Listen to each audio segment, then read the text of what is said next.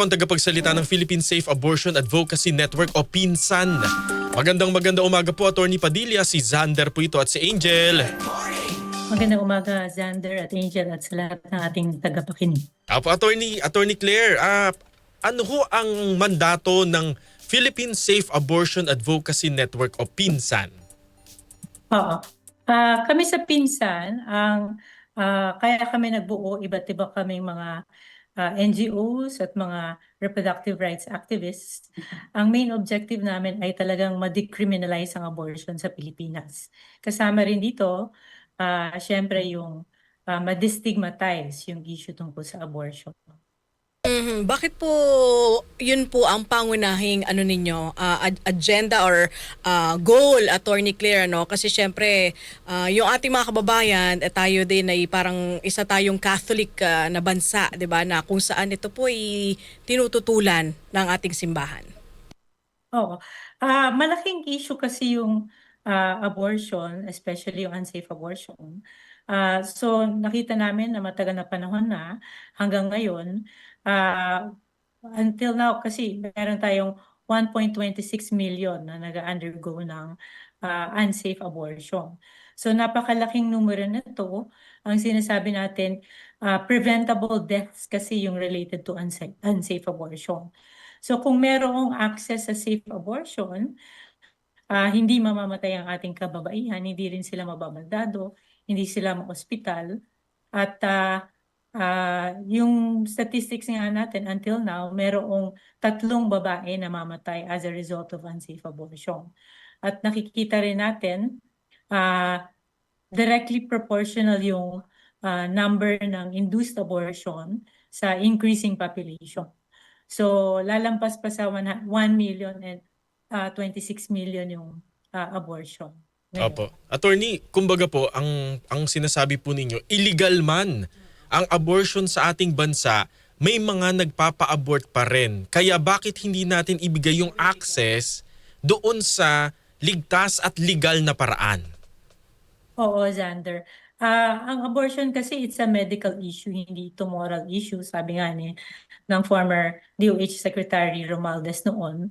At kasi yung penalty imposed on abortion, never naman ito naibaba ang numero ng mga kababaihan na nag-i-induce ng abortion. So nagiging delikado lang ang abortion dahil sa kawalan ng access nga to safe and legal abortion. So talagang meron at merong babae na magde-decide na mag-induce ng abortion kahit na unsafe method ito. Kasi nga, para sa kanya, hindi pa panahon na manganak siya, magbuntis at manganak. At kung pag-uusapan natin, Xander at Angel, yung dami at bakit nag-i-induce ng abortion, actually 2/3 ang rason nila ay mahirap sila. At yung sinasabing dahil sa health reasons, 1/3 ito na nag-i-induce ng abortion. At yung dahil sa rape, actually, ito ay 13%. Kung i-compute mo to in real numbers, ito ay isa sa bawat 8 na nag-i-induce ng abortion ay actually rape survivors. At yung young age naman, ito yung sinasabi natin almost half, 46% ito ng nag-i-induce ng abortion.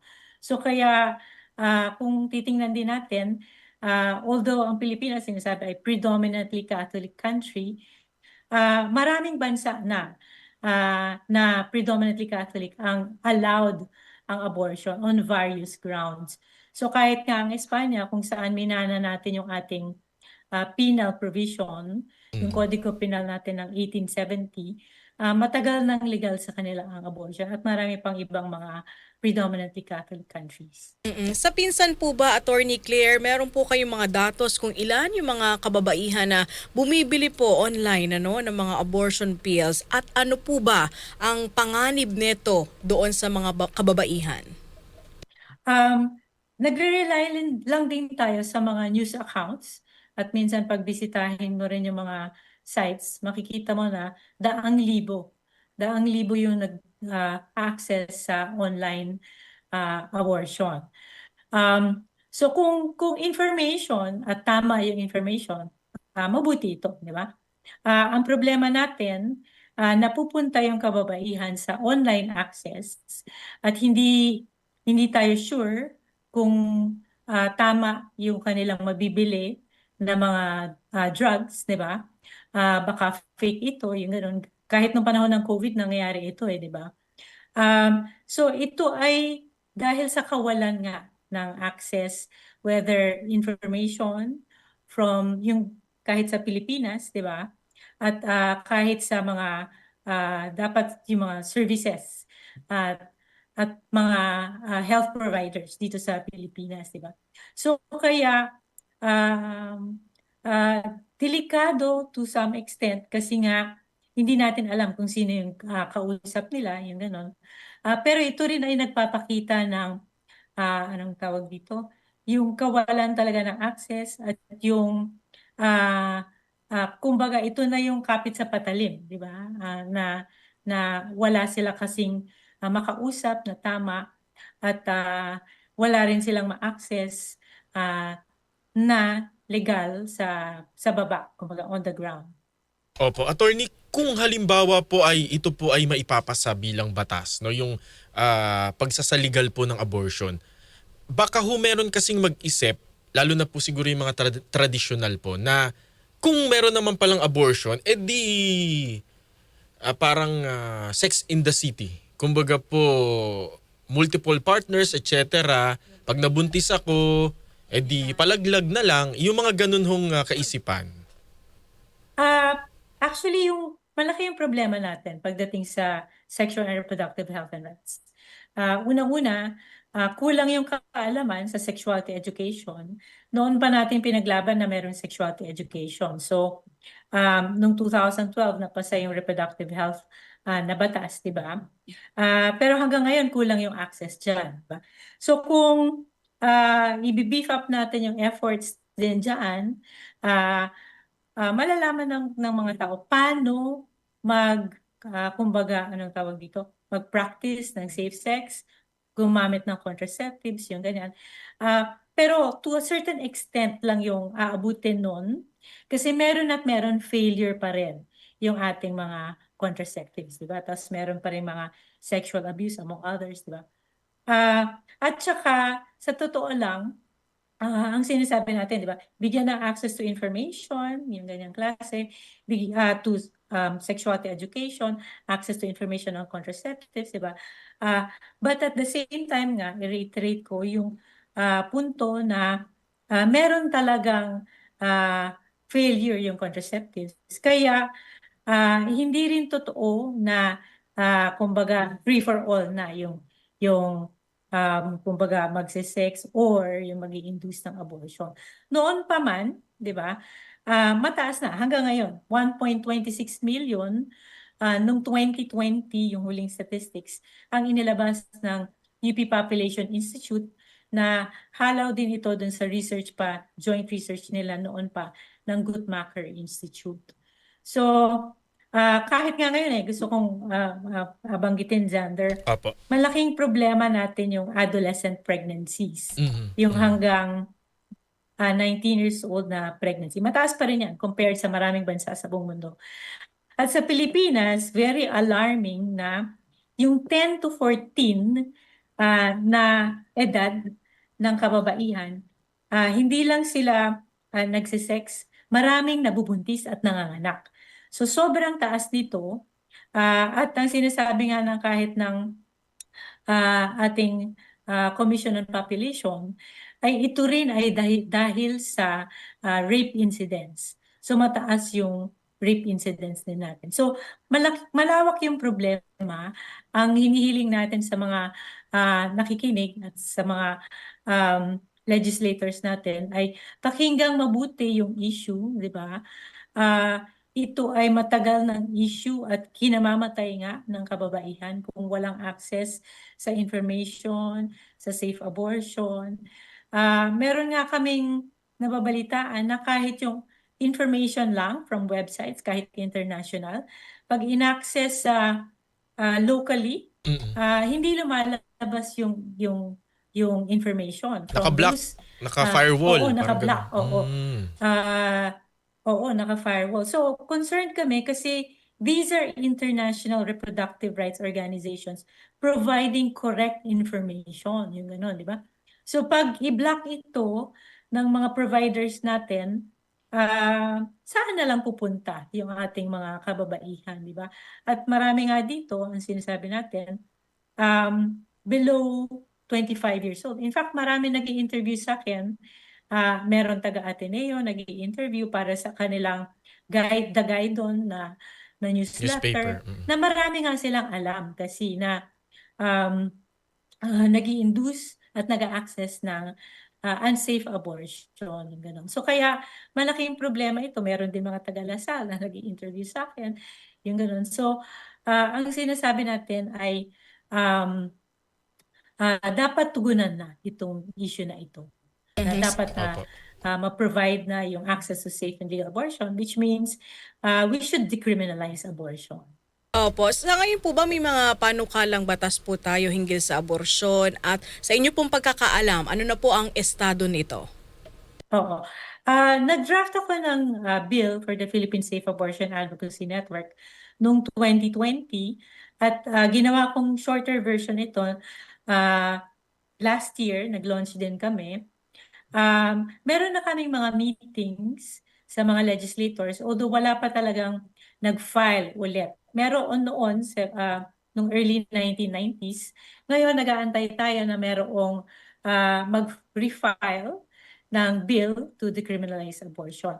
At merong ilang mga mambabatas nagsasabi na willing sila kahit sa certain grounds lang. For example, life, health, rape, incest, even financial constraints, yun ganun. So merong mga ganong klase. Kami naman sa pinsan, ang sinasabi namin ay kung certain grounds lang, hindi pa rin ito matutugunan yung issue na yung ilan ay, sabihin nga natin 2/3 ay mahirap na nag-induce ng abortion, halos 1/2 ay young age, yung ganong klase. So, kaya ang sa amin, ang panawagan namin ay decriminalize fully, yung ganon. At nakita din ito sa ibang bansa. For example, sa Ireland, kahit na allowed yung therapeutic abortion, merong dentista na below 30 na dapat inallow na yung therapeutic abortion niya, no? Pero hindi binigay sa kanya, so namatay siya.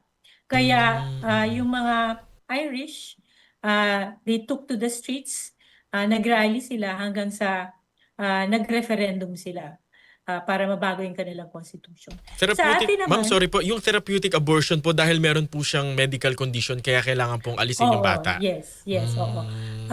Sa totoo lang, kasi lumabas din yung isang article ng Agence France-Presse at na-cite din kami.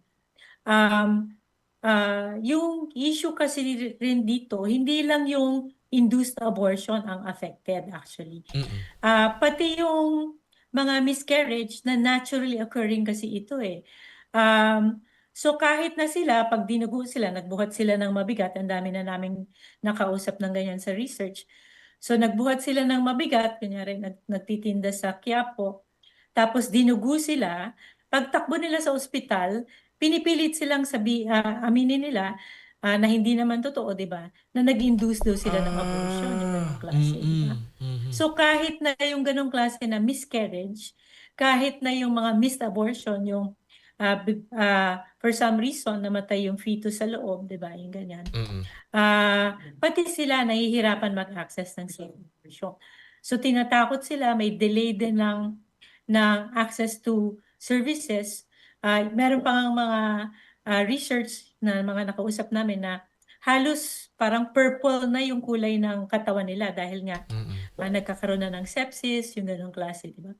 So kaya ang sinasabi natin, mapa-induced abortion, yung sa miscarriage, ito ay therapeutic abortion.